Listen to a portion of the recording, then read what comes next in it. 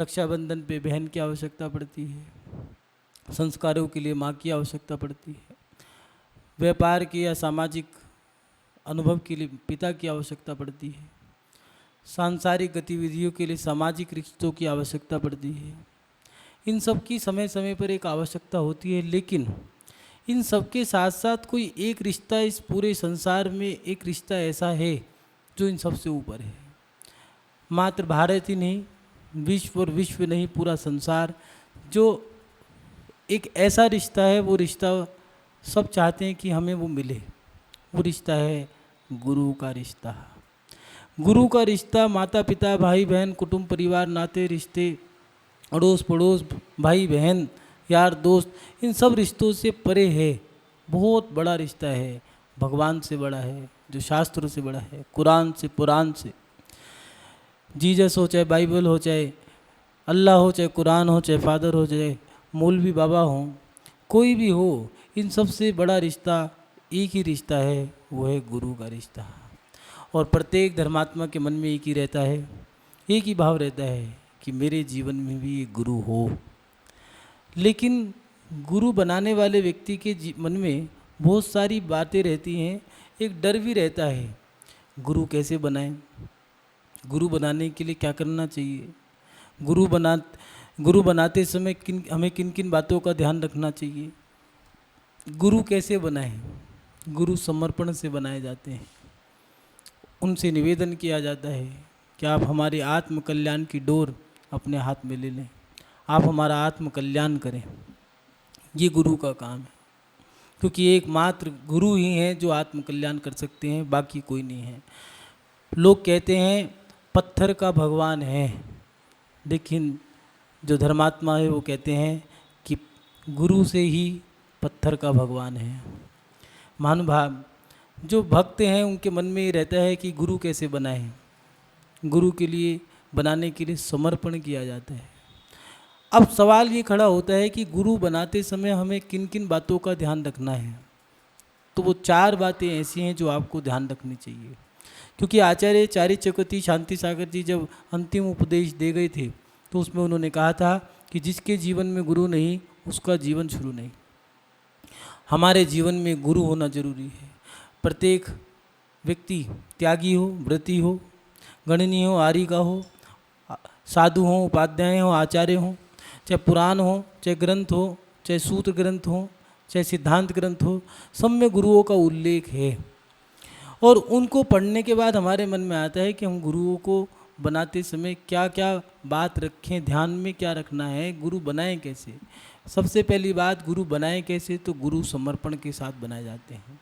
किस लिए बनाए जाते हैं? आत्म कल्याण के लिए बनाए जाते हैं, व्यापार के लिए नहीं बनाए जाते। गुरु निंदा के लिए नहीं बनाए जाते, गुरु अपने आत्म कल्याण के लिए बनाए जाते हैं। उनसे अगर गुरु बनाया है तो यही पूछो कि हमारा आत्म कल्याण कैसे होगा। बच्चे नहीं हो रहे, दुकान नहीं चल रहा, मकान नहीं बन रहा, छत नहीं लेंटर नहीं डला, ये काम गुरुओं के नहीं है। मंदिर नहीं बना, मंदिर नहीं बन रहा, ये काम गुरुओं के नहीं है। एक बार को गुरु निर्देशन दे सकते हैं किस चीज़ का? धर्म करने का, आत्म कल्याण करने का। उनसे पूछना है। तो कुछ लोग डरते हैं क्या बात करें, तो गुरुओं से बात करनी है तो उनसे तत्व चर्चा करो। उनसे चर्चा करो कि हम अपने जीवन में अपनी आत्मा का कल्याण कैसे करें, हम किस मार्ग पे चलें, कौन से व्रत धारण करें, कौन सा त्याग करें, क्या समर्पण करें, किसको समर्पण करें। ये चर्चाएं हैं, इसको तत्व चर्चा है। उनको बनाने के बाद आप उनसे अपने आत्म कल्याण के बारे में पूछें। बनाते समय, गुरु बनाते समय हमें किन किन बातों का ध्यान रखना है? पहली बात, जो गुरु बना रहे हों वो गुरु सच्चे हों। ऐसा नहीं कोई भी उठाई गिरा व्यक्ति आप उसे गुरु बना लो।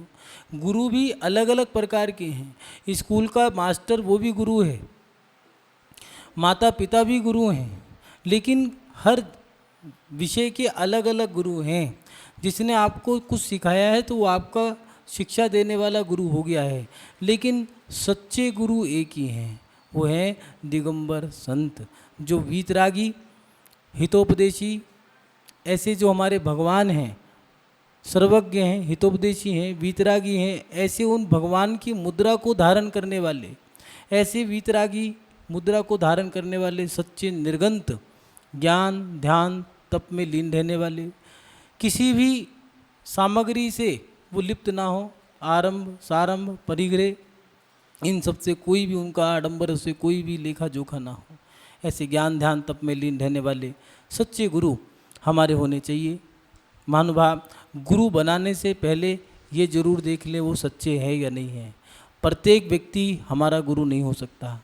सच्चे गुरु कैसे हों ये आपको बता दिया। अपने जीवन में अच्छे से देख लो गुरु सही मायने में बनाने लायक है या नहीं है, क्योंकि समर्पण बार बार नहीं होता। जैसे कहते हैं लड़की का प्यार बार बार नहीं होता, पहला प्यार जब कर लिया तो दोबारा तो दूसरा ही प्यार है, एक ही बार प्यार होता है। ऐसे ही समर्पण एक बार होता है, बार बार नहीं होता। इसलिए गुरु बनाते समय अपना ध्यान रखें कि वो गुरु जो हैं वो सच्चे गुरु। उसके बाद गुरु बना लिया है तो उसमें गुरु बनाते समय ये भी आपको ध्यान रखना है कि उनके अंदर वात्सल्य भी हो। आप गए, अब वो तो हाथ पे हाथ रख के बैठे हैं, अगर व्यवहार में हैं तो उनके अंदर व्यवहारिक वात्सल्य भी होना जरूरी है। वात्सल्य कैसा? ऐसा नहीं आपकी आओ भगत करें, आपको मिठाई खिटाई या फिर आपको भोजन पानी कराएं। महाराज जी के पास गए, उन्होंने तो भोजन के लिए बोला ही नहीं। नई टेक्नोलॉजी है, नया ज़माना है, आजकल तो चलता है कि वहाँ पर गए, उन्होंने तो ये भी नहीं कहा कि सुनो भोजन तो कर लो। अब हम उनके पास नहीं जाएंगे, वो साधु बेकार हैं। ये गलत है। साधु का वात्सल्य क्या है? आचार्य भगवंतों ने लिखा है, अगर साधु के पास कोई राष्ट्रपति, राजा, महाराजा, मंत्री, महामंत्री, पुरोहित या फिर कोतवाल, समाज के गणमाननीय सम्माननीय लोग आए हैं, वृद्ध है, वृद्धा है, युवा है, युवती है, बालक हैं, सबको अलग अलग तरीके से वात्सल्य दिया जाता है। छोटे छोटे बच्चे हैं, उनको देख करके मुस्कुरा दिए। युवा हैं, उनको देख करके उनको देख लिया। महिलाएं हैं, उनको शिक्षा दे दी। कोई राजा महाराजा है, उनको समय दे दिया। सबका अलग अलग तरीके से सम्मान दिया जाता है। यही वो वात्सल्य है, ये एक व्यवहार है। कोई सोचे कि मुझे राष्ट्रपति वाला सम्मान मिल जाए, वो गलत है। आज व्यक्ति की भूख सम्मान की रह गई है, वो ये नहीं देखता कि हम हैं कौन। जिसकी जैसी पात्रता है उसको वैसा ही मिलेगा। प्रत्येक व्यक्ति करोड़पति नहीं है, प्रत्येक व्यक्ति राष्ट्रपति नहीं है, प्रत्येक व्यक्ति मंदिर का अध्यक्ष नहीं है और प्रत्येक व्यक्ति सम्मान्य नहीं हो सकता। जिसका जितना है उसको उतना ही मिलेगा। इसलिए गुरुओं में जो वात्सल्य है वो वात्सल्य तो हो, लेकिन ये ना सोचें कि वो वात्सल्य हमारे अनुसार दें। कुछ लोग वात्सल्य का दुरुपयोग भी उठा लेते हैं। ठीक है भैया, महाराज जी तो कुछ कहेंगे नहीं, एक काम करो उठा के ही ले जाओ, तो ये गलत है। महाराज हैं, मुनिराज हैं, उनका वात्सल्य दिखता नहीं है लेकिन होता है। मन नहीं करता जाने का, खींचे चले आते हैं। ये वात्सल्य ही तो है जो खींचे चले आ रहे हैं। कौन सी डोर बंदी है जिससे हम आपके पास आते हैं? एक विश्वास और समर्पण और वात्सल्य की जो डोर है। आपने विश्वास किया, समर्पण किया, सामने गुरु ने तुम्हें वात्सल्य दिया है, दोनों के रिश्तों से वो डोर बन गई है, इसलिए आप उनके पास आते हो। महानुभाव, उस वात्सल्य का दुरुपयोग ना करें। गुरुओं को वात्सल्य के बदले में गुस्सा ना दिलाएं। दिगंबर साधु को गुस्सा नहीं आता, लेकिन अगर उनकी समता जाती है तो ऐसा काम ना करो उनकी समता चली जाए जिससे उन्हें गुस्सा आ जाए। एक सहन शक्ति होती है, सहनशीलता भी एक समय तक रहती है। जैसे दीपायन मुनि महाराज की भी एक सहनशीलता थी। जब उनको गाली दी, थप्पड़ मुक्के लात घूसे चप्पल तक मार दिए, खूब गालियाँ दी और मारते पीटते गए। जब उनके ऊपर थूक दिया, जब बर्दाश्त नहीं हुआ और फिर एक पुतला निकल गया, पूरी द्वारका को भस्म कर दिया। इसलिए उनके वात्सल्य का दुरुपयोग ना करें। ऐसा ना करो कि उनके शरीर से पुतला निकल जाए और आप भस्म हो जाओ। इसलिए गुरु के अंदर वात्सल्य भी हो। आप दूर जाओ, 500 किलोमीटर 1000 किलोमीटर चल के गए और वो तो बैठे हैं, आप सबसे बोल रहे हैं, लेकिन आप गए तो आँख मीच के बैठ गए। अब ऐसी श्रद्धा टूटी, अब कभी दोबारा किसी साधु से जुड़ेंगे ही नहीं। तो इसीलिए ऐसा काम ना करें। गुरु बनाना है तो गुरु बनाते समय देख लें कि सच्चे गुरु हों, उनके अंदर वात्सल्य हो, और उसके साथ साथ उनके पास आयु का भी कोश हो। आचार्य जिनसेन स्वामी जी ने आदि पुराण में उल्लेख किया है, गुरु के गुण और शिष्य के गुण बताए हैं। गुरु के पास आयु का कोश हो, कुछ लोग गुरु बना लेते हैं, भीड़ वाले साधु को गुरु बना लिया, फोटो घर में लगा ली है, मंदिर सजा दिया है। अब भीड़ वाले साधु की उम्र 70 साल 80 साल की है, अब आपकी उम्र 35 साल की है, अब वो चले गए, उनकी समाधि हो गई, अब रो रहे हैं कि भैया अब हम क्या करें। अब रोते रहो, क्या करें, समर्पण बार बार थोड़ी ना होगा। गुरु चले गए, अब दूसरे को बनाओगे तो भैया गुरु तो हमारे वो ही थे, आपको बना रहे हैं, तो भैया दूसरी पत्नी पहले वाला प्यार नहीं दे पाएगी, दूसरी तो दूसरी ही है, दूसरा समर्पण नहीं हो पाता है। इसलिए गुरु बनाते समय ये भी ध्यान रखें, आयु का भी कोश होना जरूरी है। गुरु बनाने का भी समय है, दिगंबर साधुओं के लिए प्रभावना का भी काल निर्धारित है। 25 साल तक अध्ययन दिया है, 25 साल तक प्रभावना, 25 साल तक गणपोषण काल, और उसके साथ साथ साधना काल। जब 75 साल में वो शुरू होता है तो फिर वहाँ संलेखना और समाधि। इसलिए प्रभावना काल में जो साधु आपको प्रभावित हैं, उनको आपने गुरु बना लिया है, तो वो उम्र का भी उनके पास कोश हो, ऐसा ना हो कि आपको पछताना पड़े। और चौथी बात जो है वो विशेष है, इस पे ध्यान रखें, स्व पर के आत्म कल्याण की उनमें क्षमता हो। ऐसा ना हो कि आपकी समाधि कराने का सब समय आए तो वो कह दें भैया हमारे पास टीम नहीं है, आप उनके पास चले जाओ। अब गुरु तो आपको बनाया था, समर्पण आपको करा था, अब आप मुकर गए। दूसरी बात, आपकी समाधि कराने में वो सक्षम भी है या नहीं है। ऐसा तो नहीं लोभी गुरु लालची चेला करे नरक में ठेलम ठेला, दोनों के दोनों ठेला घसीट रहे हैं नरक में जा कर के, तो ऐसा काम ना करे। लोभी गुरु ना हो, चेला भी लोभी ना हो। अगर लोभी लालची दोनों बन जाएंगे तो दोनों का ही जैसे पत्थर की नाव दी है जिसमें बैठ कर के डूबेंगे। इसलिए गुरु बनाना है तो उनके अंदर अपना भी आत्म कल्याण करने की क्षमता हो और तुम्हारी भी आत्मा का कल्याण कर सके, ऐसी क्षमता हो। मान लो तुम्हारा समय आ गया निकट और वो कह रहे हैं भैया हमारे पास तो समय ही नहीं है, हम तो बिजी हैं, हम तो व्यस्त हैं, तो भैया जिस समय तुम्हारा अंतिम समय आ रहा था उस समय उन्होंने जवाब दे दिया कि भैया उनको कहीं और ले जाओ, तो ये छल कपट की क्रिया हो गई। उस समय उसकी आस्था डिग जाएगी, समाधि बिगड़ जाएगी। इसलिए गुरु बनाते समय ये भी ध्यान रखें कि उनके अंदर आपकी समाधि कराने की सक्षमता है या नहीं है, और उसके साथ साथ अपनी भी समाधि कराने की सक्षमता है या नहीं है, उनके अंदर आध्यात्म है या नहीं है। और उसके साथ साथ आपको भी अध्यात्म दे सकते हैं या नहीं दे सकते। समय समय पर शिक्षाएं दी जाती हैं। बाल्यकाल की शिक्षाएं अलग हैं, युवा काल की शिक्षाएं अलग हैं, प्रौढ़ काल की शिक्षाएं अलग हैं, वृद्ध काल की शिक्षाएं अलग हैं। समय समय पे कौन सा त्याग करना है, किस समय पर पुचकारना है, किस समय पे डांटना है, किस समय पे लपाटना है, किस समय पर वात्सल्य देना है। कभी नाराज भी होया जाता है, कभी मुस्कुराया भी जाता है, कभी पीठ भी थपथपाई जाती है, कभी प्रशंसा भी की जाती है, कभी निंदा भी की जाती है। ऐसा नहीं प्रशंसा ही प्रशंसा करते रहें, ऐसा नहीं निंदा ही निंदा करते रहें। गुरु का काम एक कुंभकार का कार्य है। जैसे एक कुम्हार मट्टी को लेकर के मटका बना देता है, कभी अंदर से हाथ डाल करके बाहर से पीटता है, कभी बाहर से पीटता है, कभी अंदर से पीटता है, कभी पुचकार प्यार से पीटता है, कभी पानी का लेप लगाता है, कभी गीली मिट्टी लगाता है, कभी सूखी मिट्टी लगाता है, कभी चाक पे भी घुमाता है, चारों सब जगह चक्कर। अब उसको चक्कर आ गए तो फिर धागे से उसको काटता भी है, चाक से उतारता है, धूप में तपाता है, अग्नि में जलाता है, पानी में पिलाता है, तब जा कर के एक मटका बनता है। मानुभाव गुरु में सारी कलाएं हों, कब वात्सल्य देना है, कब मुस्कुराना है, कब पीठ थपथपानी है, कब उसको ज़मीन से आसमान पे बिठाना है, कब आसमान से नीचे उतारना है, कब उसका अहंकार तोड़ना है, कब उसके जीवन में उसको कामयाबी प्राप्त कराने के कदम बढ़ाने हैं। युवा चाहता है कि मैं आज व्यापार करूं और कल ही मैं करोड़पति बन जाऊं, लेकिन माता पिता ठहर जा बेटा, ठहर जा, दो ठंड रख।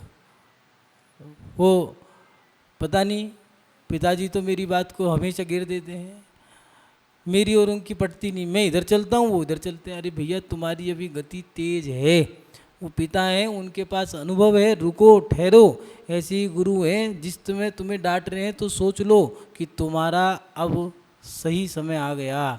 गुरु की डांट पड़ रही है तो सोच लेना तुम्हारा वो जो दोष है अब उस दोष को ख़त्म करने का समय आ गया। गुरु बहुत सहन करते हैं, लेकिन जब डांटते हैं तो सोच लेना अब तुम्हारे ऊपर उन्होंने उपकार कर दिया। लेकिन जो गुरु की डांट को पी जाए, सहन कर जाए, वो तो है भक्त। और जो सहन ना कर पाए और वो तो बस उन्होंने मुझे डांटा, मैं तो उन्हीं को बस, अब दो आदमी उसे पकड़ के लेके भैया शांत रख, गुरु है, नहीं मैं नहीं छोड़ूंगा। गुरु से ही लड़ लोगे तो बचेगा क्या। जो तीन लोक के नाथ की मुद्रा को धारण करने वाले हैं, जो पत्थर को परमात्मा बनाता हो, ऐसे गुरु से ही लड़ लोगे तो फिर भैया मूर्ति ऐसे ही नहीं बनती।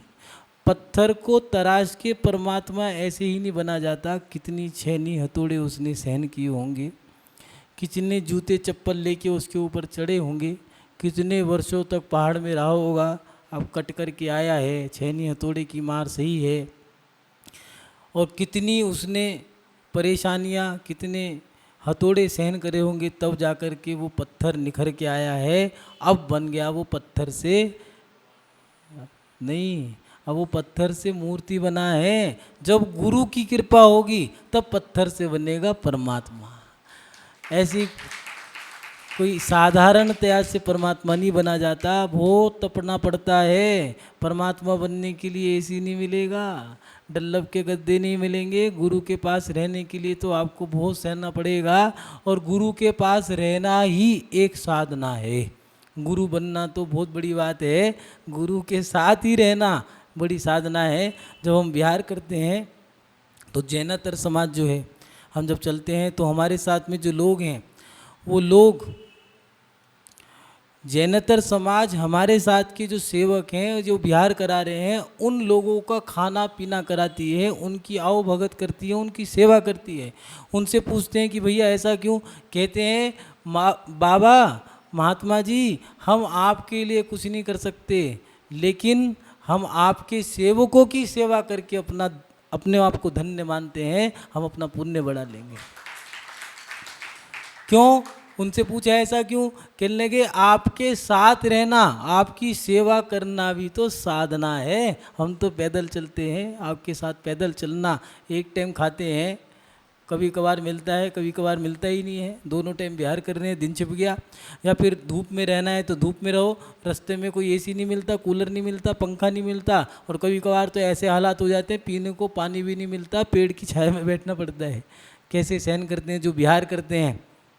साथ चलना है, कमंडल हाथ में हो, बगल में चलो, पीछे नहीं चलना, आगे नहीं चलना, साथ चलो, हमारी गति से चलना है। वो कह रहा थक गया, कुछ नहीं थके, चलो, कितना रह गया, अभी तो शुरुआत ही हुई है।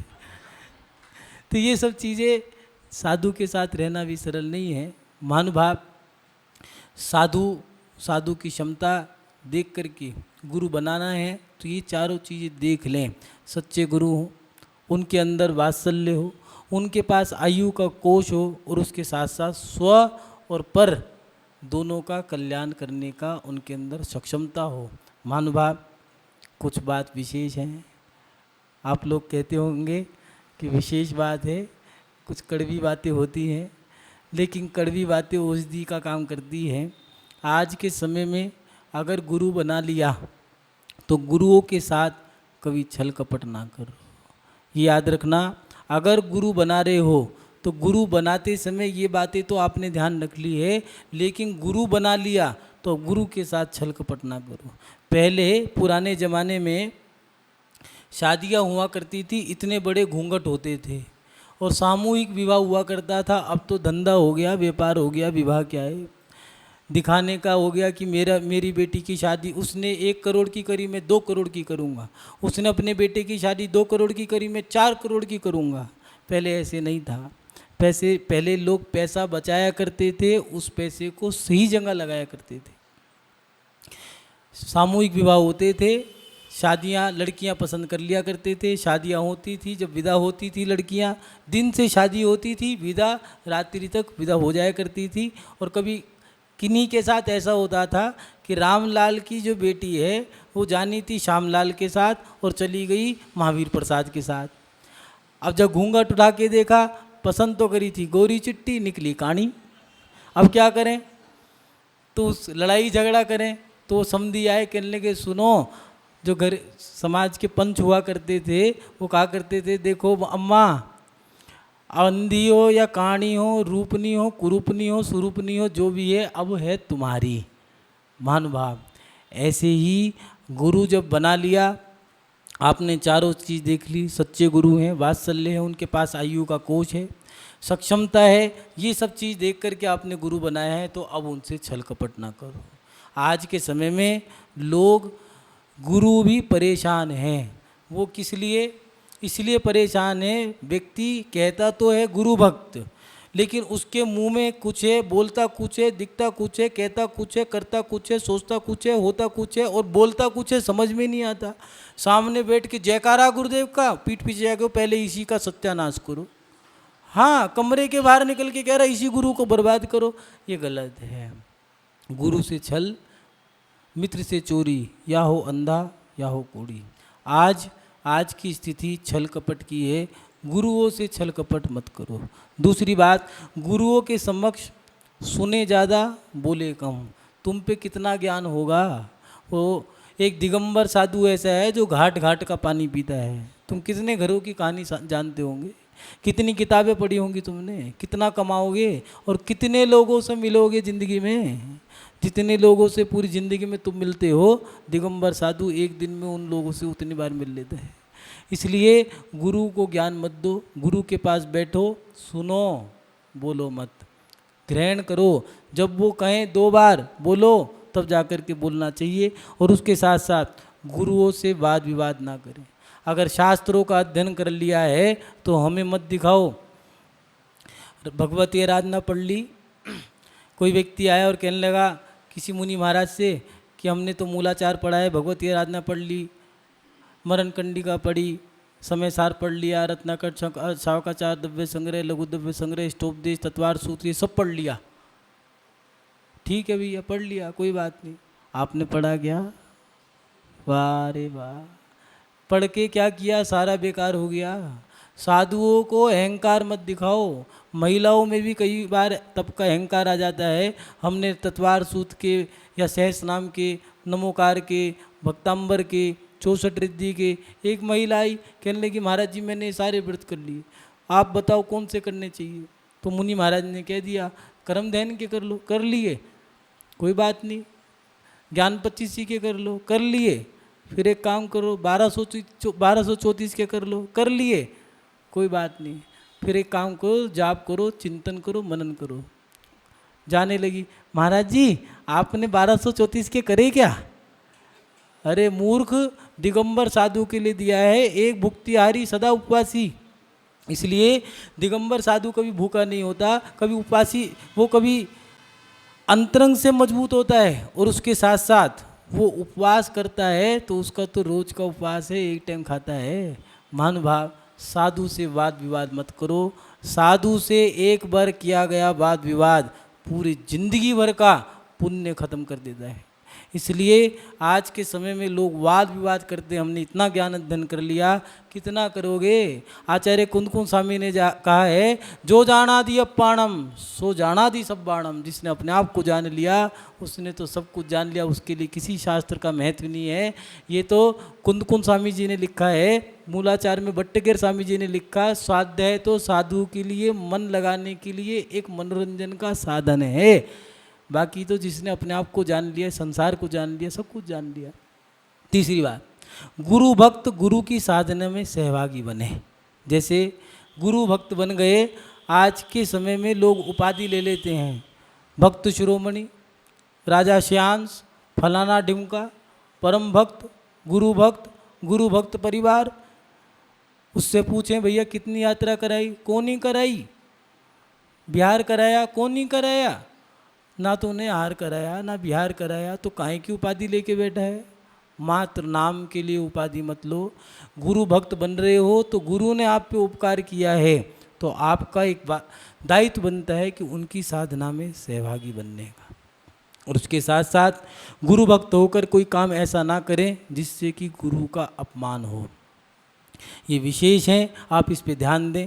और महानुभाव, एक बड़ा विकल्प आता है, मन में बड़ा दुख होता है, मन तो नहीं करता कहने का, लेकिन कहे बिना रहा भी नहीं जाता है। आज के समय में कुछ गुरु भक्तों ने, जो नाम के गुरु भक्त हैं, लेकिन उन्होंने ऐसी गंदगी फैला दी है, गुरुओं में ही भेदभाव करना शुरू कर दिया। ये किस ग्रंथ में लिखा था? किस गुरु ने सिखाया कि मात्र मुझे ही मानो, दूसरे को मानेंगे नहीं? ये आएंगे तो चौका लगाएंगे, नहीं तो नहीं लगाएंगे।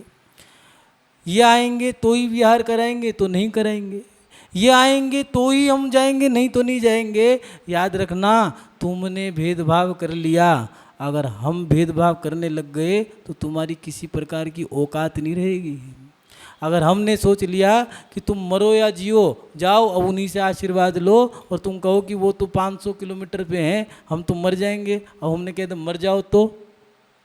इसलिए गुरुओं में भेदभाव ना करें। संकट के समय में गुरु ही काम आएगा। लड़की भागने वाली है तो उसको संबोधन करने का काम गुरु ही करेगा। जब बच्चे हाथ से निकल जाते हैं, व्यापार नहीं चलता, पेट में दर्द होता है, काम धंधे नहीं चलते, तब गुरु काम आते हैं। और वो गुरु उनके पास जब जा रहे हो, वो कह दे जाओ उन्हीं के पास जाओ जो तुम्हारे गुरु हैं, तो कैसा लगेगा? इसलिए गुरुओं में भेदभाव ना करें। महानुभाव, आपको बात कड़वी लगेगी, लेकिन ये बात कहनी भी ज़रूरी है, जिससे आपको बात कड़वी लगे। कहे इसीलिए रहे हैं कि सुधार होगा। और उसके साथ साथ गुरुओं की समता को ठेस ना पहुँचाएं। जैसे विहार कर रहे हैं, झूठ ना बोले। भैया प्रवेश कर रहे हैं, प्रवेश करने का मतलब होता है मंदिर, जहाँ से साधु मंदिर जा रहे हैं वहाँ तक का प्रवेश। उसमें जो घर पढ़ रहे हैं वो आप उनसे पाद प्रक्षालन आरती कराओ, ऐसा कोई नियम नहीं है सभी लोग पाद प्रक्षालन करें। आरती करो, ठीक है, आज परंपरा बन गई है, ये परंपरा नहीं है। लोग सम्मान करते हैं, नगरी को सजाते हैं, सजाओ, लेकिन ये ज़रूरी नहीं है कि नगरी की हर गली के अंदर साधु जाएं। लेकिन कुछ लोग साधु की समता की भी परीक्षा ले लेते हैं। एक गली में ले गए, 2 गली में ले गए, ए महाराज जी, ए महाराज जी, इस ऐसे हम परेशान हो गए हैं। ए महाराज जी करके उनको 1 घंटे में जो मंदिर पहुंचना था 7 बजे, पहुंचाया उन्होंने 9 बजे। कई बार ऐसा होता है प्रवेश मात्र 15 मिनट का था, आधे घंटे का था, लगा दिए 2 घंटे 2.5 घंटे। हमारे प्रवेश में तो 2.5 घंटे लगे। अरे तुमने कितनी बार पानी पी लिया होगा? उन दिगंबर साधु से पूछो, मई जून के महीने में सर्दी, ठिठुरती सर्दी में, बरसात में कैसे चलते होंगे। इसलिए साधु से छल कपट ना करें। अपनी चापलूसी को अपने पास रखें, साधुओं के साथ चापलूसी ना करें। अपनी चापलूसी के कारण साधु की समता को ठेस पहुंचती है। साधु का समता चारित्र है, और वो समता चारित्र चला जाता है तो महानुभाव उनका व्रत खंडित हो गया है, प्रायश्चित लेना पड़ता है। तस्मिच्छामि दुक्कडम। इसलिए आप लोग ये कार्य ना करें जिससे कि आप लोगों को पछताना पड़े। महानुभाव, अपने जीवन में गुरु बनाते समय जो आपको बताया है ये सब चीज़ ध्यान रखें। सच्चे गुरु हों, वात्सल्य हो, और उसके साथ साथ उनके पास आयु का कोश हो, स्व और पर इन दोनों का कल्याण करने की क्षमता हो। और जो विशेष बातों में आप लोगों को सावधानी बरतने वाली बातें बताई हैं उन पे ज़रूर ध्यान दें। महानुभाव, अपने जीवन में एक गुरु जरूर बनाएं जिसके माध्यम से आप सभी अपना कल्याण कर सकते हैं। गुरु की निशानी अपने पास जरूर रखें। प्रत्येक बच्चे को, प्रत्येक परिवार को गुरुओं से जोड़ो। आज गुरुओं से जुड़ने का समय है। जो नहीं जुड़े वो खतरे में हैं, जो जुड़ गए हैं वो सुरक्षित हैं। महानुभाव, आपकी सुरक्षा गुरु कर सकते हैं। गुरु के बिना जीवन शुरू नहीं होता। आप अपना जीवन शीघ्र अतिशीघ्र शुरू करें इन्हीं सद्भावनाओं के साथ। जय बोलिए परम पूजनीय आचार्य गुरुदेव श्री वसुनंदी जी मुनिराज की।